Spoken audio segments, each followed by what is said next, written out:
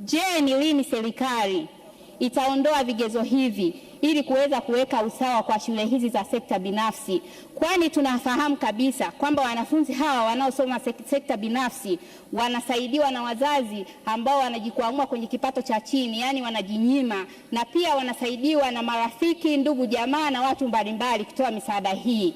Mheshimiwa Spika, swali langu la pili, je, ni lini serikali itaondoa vigezo hivi ili kuwatia moyo wazazi hawa ambao wameweza kujinyima kuwalipia ada na watu mbalimbali wanaochangia hizi ada ili kupunguza msongamano kwenye shule za umma, yani shule za serikali? Mheshimiwa Spika, mwongozo wa utoaji wa mikopo ya elimu ya juu hautaji kigezo cha aina ya shule aliyosoma muombaji,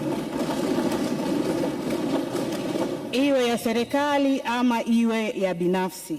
Hivyo wanafunzi wote wenye sifa za kupata mkopo wa elimu ya juu hupatiwa mkopo huo kwa mujibu wa utaratibu wa vigezo vilivyowekwa.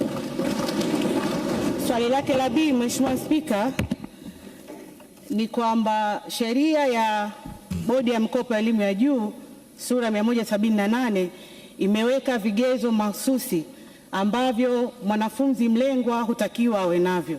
Vigezo hivyo ikiwemo awe ni Mtanzania mhitaji, awe amepata udahili katika taasisi zinazotambulika, lakini pia awe amejaza fomu hizo kwa usahihi.